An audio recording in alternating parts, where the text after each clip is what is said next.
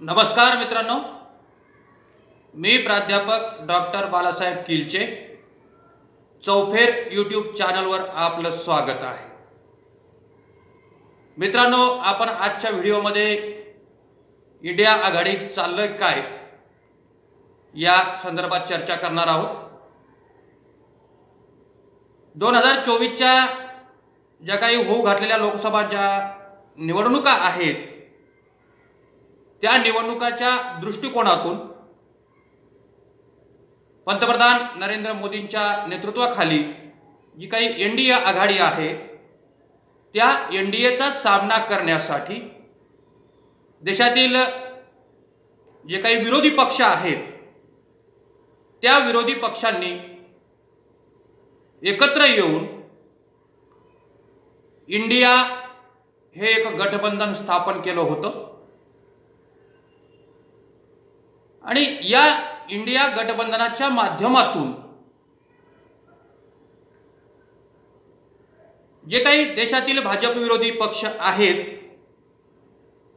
त्या भाजप विरोधी पक्षांची एकजूट करायची आणि जागा वाटपाचे जे काही प्रश्न असतील ते प्रश्न सोडवताना एकाच एक उमेदवार द्यावा या आधारावर या इंडिया आघाडीची निर्मिती झाली होती आणि त्याच अनुषंगानं या आघाडीचं यश हे प्रादेशिक पक्ष विरोधी पक्षामधील एकजूट आणि जागा वाटप यावर अवलंबून होतं।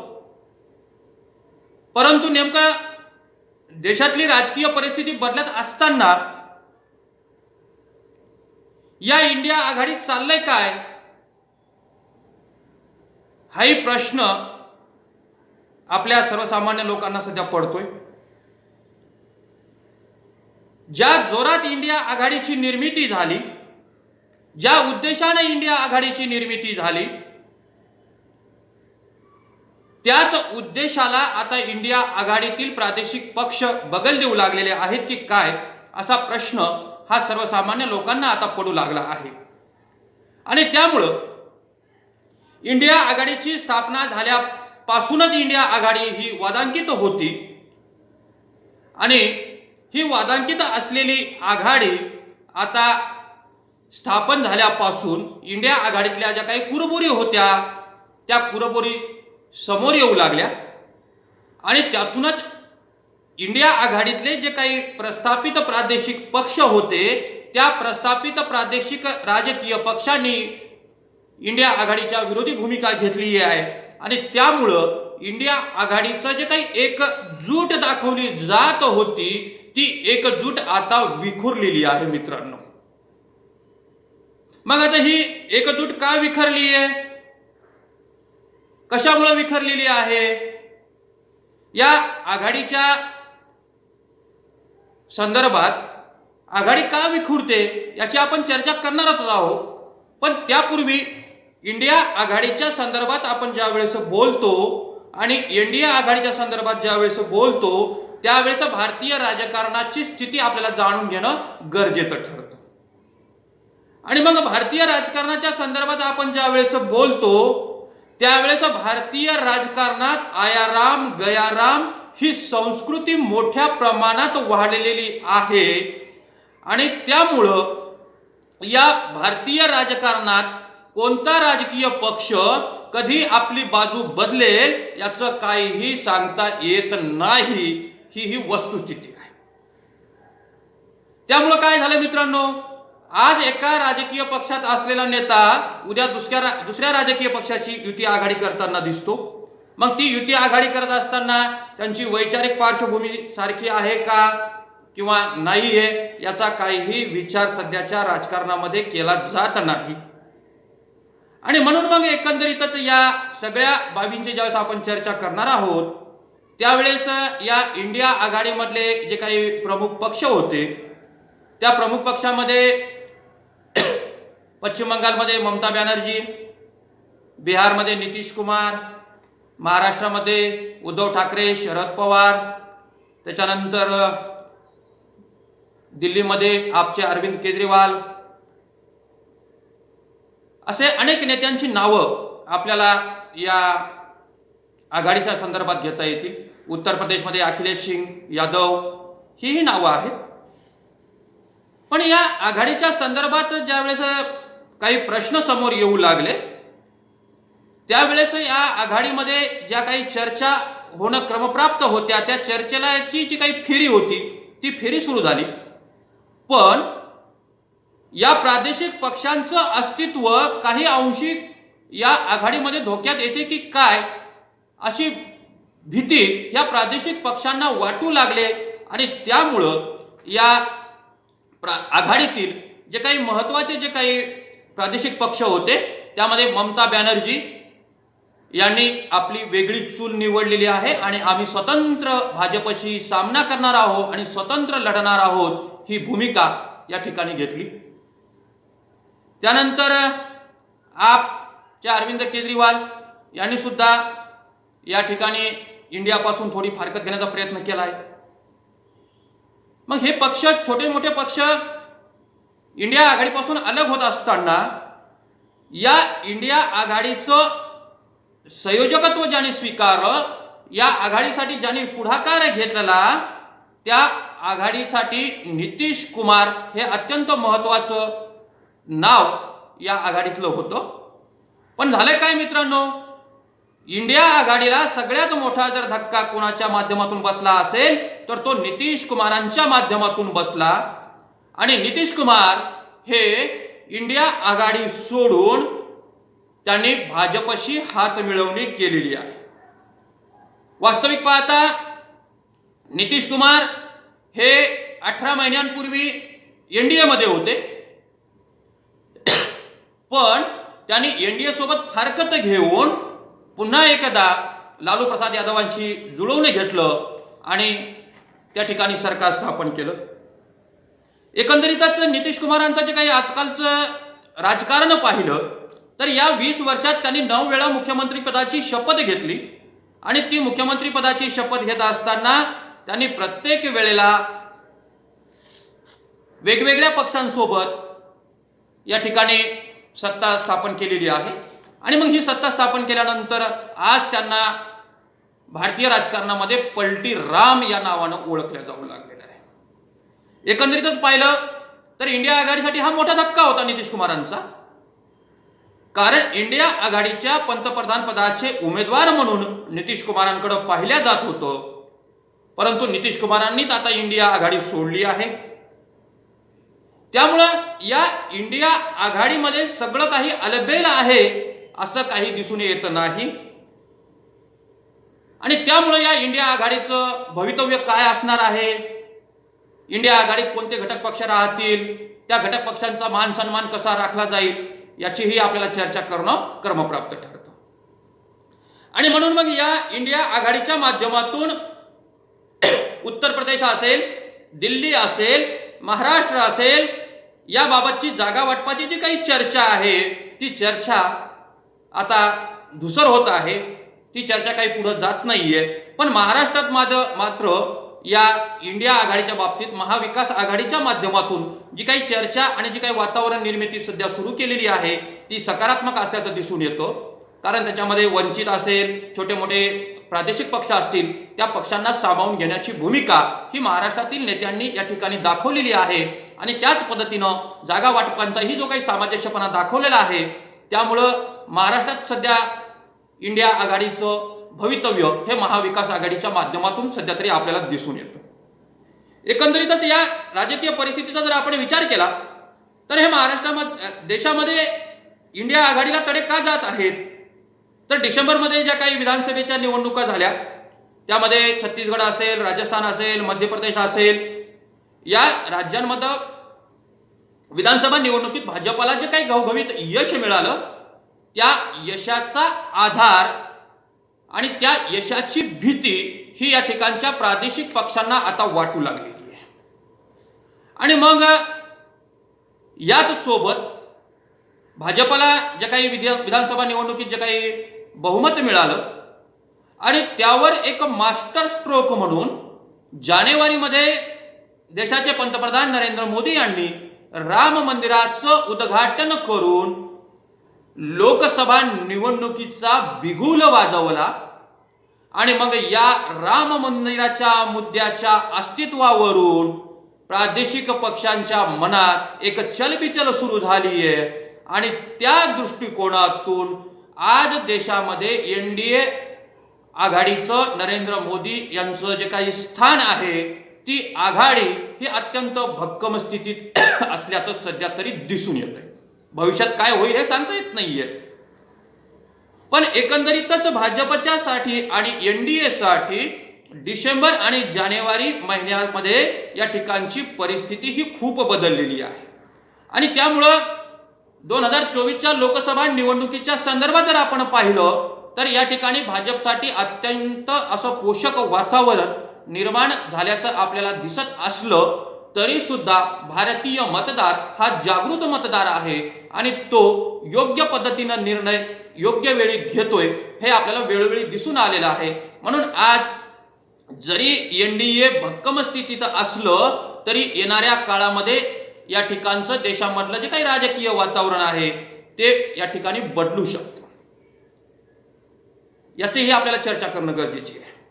मग ही इंडिया आघाडी आणि एनडीए ज्यावेळेस आपण बोलतो त्यावेळेस इंडिया आघाडी का फुटते हो, हा एक महत्वाचा प्रश्न ज्यावेळेस आपल्या समोर येतो त्यावेळेस या इंडिया आघाडीतला सगळ्यात महत्वाचा पक्ष म्हणून राष्ट्रीय पातळीवरील काँग्रेस पक्ष हा मुख्य पक्ष आहे आणि या काँग्रेस पक्षाचं जे काही अस्तित्व आहे ते देशात जवळपास प्रत्येक राज्यामध्ये आहे आणि त्यामुळं भाजपला विरोध करणारा राष्ट्रीय पातळीवरील काँग्रेस हा एकमेव पक्ष म्हणून या पक्षाकडे पाहिलं जातं.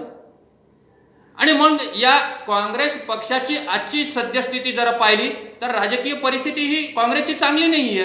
2014 असेल 2019च्या लोकसभा निवडणुकीमध्ये काँग्रेसची परिस्थिती ही काही सुधारली नाहीये आणि 2024 मध्ये जर ही त्यांना परिस्थिती सुधारायची असेल तर ती परिस्थिती सुधारण्यासाठी त्यांना इंडिया आघाडीचा पाठिंबा आणि इंडिया आघाडीतील जे काही घटक पक्ष आहेत त्या घटक पक्षांना एकत्रित सामावून घेणं हे गरजेचं आहे. त्यांना एकत्रित ठेवणं हे काँग्रेसच्या दृष्टिकोनातून अत्यंत महत्वाचं आहे. पण या ठिकाणी जागा वाटपाच्या प्रश्नात काय होतंय, काँग्रेस हा राष्ट्रीय पातळीवरील पक्ष असल्यामुळं काँग्रेस हा प्रादेशिक पक्षांकडे जास्त जागांची मागणी करतोय आणि त्याच्या उलट प्रादेशिक पक्षांचं असं म्हणणं आहे की आमचं अस्तित्व आमच्या राज्यात आहे, आमचा प्रभाव आमच्या राज्यात आहे, त्यामुळे या ठिकाणच्या सर्वाधिक जागा ह्या आम्ही लढल्या पाहिजे. आणि म्हणून मग काँग्रेस पक्षाची जी काही भूमिका आहे ती भूमिका अनेक प्रादेशिक पक्षांना मान्य नाही आणि त्यासोबतच सध्या भाजपनं जे काही हिंदू राष्ट्र आणि राम मंदिराचा जो काही मुद्दा पुढे केला त्या मुद्द्याच्या आधारावर या छोट्या छोट्या प्रादेशिक पक्षांना काँग्रेस सोबत आघाडी करणं सध्या धोकादायक वाटू लागलेलं आहे.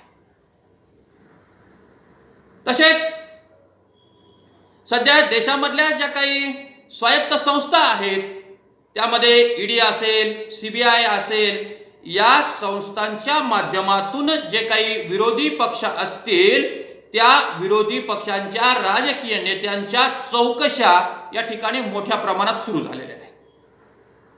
आणि मग त्यामुळे काय होतंय की अनेक प्रादेशिक पक्षांचे नेते भीतीच्या दबावाखाली या ठिकाणी वावरताना सध्या दिसत आहेत आणि त्यामुळे काय होतंय की अनेक राजकीय पक्षातील जे काही नेते आहेत ते भाजपच्या वळचणीला या ठिकाणी जाताना आपल्याला दिसून येत आहेत. एकंदरीतच सध्याची राजकीय परिस्थिती जर आपण पाहिली तर असं दिसून येतं की भाजपचा प्रादेशिक पक्षांवरचा जो काही दबाव आहे तो दबाव या ठिकाणी मोठ्या प्रमाणात वाढलेला आहे आणि मग या दबावाच्या आधारावर ईडी आणि सीबीआयला पुढे केलं जातं आणि भाजपकडून या प्रादेशिक पक्षांना स्पष्ट सांगितलं जातं की इंडिया आघाडी तुम्ही सोडा, इंडिया आघाडी तुम्ही सोडा आणि भाजप सोबत या, नाही तर आघाडीला सोडा, आघाडीच्या बाजूला व्हा. हा जो काही धमकी वजा इशारा भाजपच्या चाणक्यांनी प्रादेशिक पक्षांना दिलाय आहे त्या धमकी वजा इशाऱ्याच्या आधारावर सुद्धा या ठिकाणी ईडी आणि सीबीआयच्या माध्यमातून इंडिया आघाडी ही खिळखिळीत या ठिकाणी होताना आपल्याला दिसत आहे आणि हेच या इंडिया आघाडीचं कमकुवतपणाची खरी कारण आहे. आणि मग या इंडिया आघाडीच्या कमकुवतपणाचा ज्यावेळेस आपण विचार करतो त्यावेळेस या इंडिया आघाडीतले जे काही विरोधी जे काही पक्ष आहेत ते विरोधी पक्ष या ठिकाणी स्वतःच्या हिताचा प्रथम विचार करताना आपल्याला दिसतात, प्रादेशिक हिताचा विचार करताना दिसतात. आणि एकंदरीतच या प्रादेशिक पक्षांना स्वतःची आणि स्वतःच्या राज्याची चिंता आहे हे या ठिकाणी दिसून येतं. एकंदरीतच या सगळ्या बाबींचा विचार करता प्रादेशिक पक्षांनी राष्ट्रीय एकात्मतेच्या आधारावर एकत्र येऊन या ठिकाणी जो काही तुम्हाला विरोध भाजपला आणि एनडीए आघाडीला करायचा आहे तो विरोध हा सक्षमपणे करणं गरजेचे असताना या ठिकाणी प्रादेशिक पक्ष आणि इंडिया आघाडी हा विरोध सक्षमपणे करताना आपल्याला दिसून येत नाही. आणि मग एकंदरीतच सध्याच्या राजकीय परिस्थितीमध्ये इंडिया आघाडी फुटण्याचं आणखी एक जे काही महत्वाचं जे काही कारण आहे ते जर पाहिलं आपण तर असं दिसून येतं की भाजपाचं सध्याची जी काही राजकीय भूमिका आहे, सध्याची जी काही धोरणं आहेत त्या धोरणांना या ठिकाणचे जे काही उद्योगपती आहेत, समाजामधले जे काही मोठा वर्ग आहे, जो काही मध्यम वर्ग आहे याचा मोठ्या प्रमाणात पाठिंबा आहे. आणि मग या पाठिंब्याच्या आधारावर भाजप ही 2024 ची लोकसभा निवडणूक जिंकण्याची तयारी या ठिकाणी करताना आपल्याला दिसून येत आहे. एकंदरीतच देशामध्ये सगळं वातावरण हे भाजपच्या बाजूने आहे अशातलाही प्रश्न नाही. कारण या ठिकाणचे जे काही विरोधी पक्ष आहेत त्या विरोधी पक्षांकडे सुद्धा अनेक स्वरूपांचे मुद्दे हे निवडणुकीसाठी चर्चेला जाण्याच्या संदर्भात अनेक मुद्दे आहेत. पण त्या मुद्द्यांना ते कसे न्याय देतात हाही एक महत्वाचा प्रश्न आहे. यामध्ये प्रामुख्याने बेरोजगारीचा प्रश्न आहे, नोकऱ्यांचा प्रश्न आहे. त्याच्यानंतर या ठिकाणी भाजपनं जो काही हिंदू राष्ट्रवादाचा जो काही मुद्दा अजेंडा राबवलाय त्या मुद्द्याच्या आधारावर भाजपचे जे काही राजकीय नेते आहेत ते या ठिकाणी मुस्लिम विरोधी वक्तव्य करत आहेत. प्रसारमाध्यमांवर काही ठिकाणी हल्ले होत आहेत. राजकीय विरोधकांना आपल्या छात्रछायेखाली न आल्यास त्यांचा छळ करणं, हे असे अनेक मुद्दे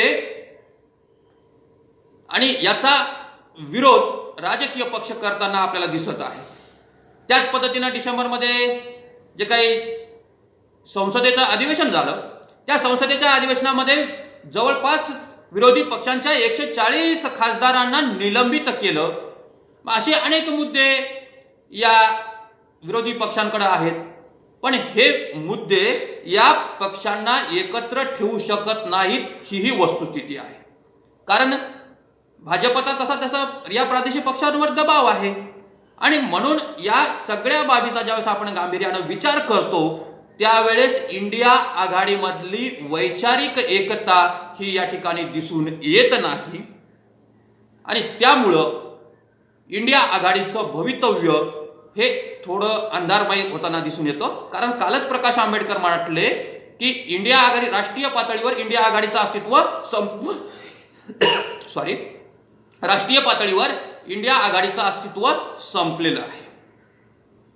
आणि मग एकंदरीतच आपण या सगळ्या भाजपच्या राजकारणाचा इंडिया आघाडीवर जो काही परिणाम झाला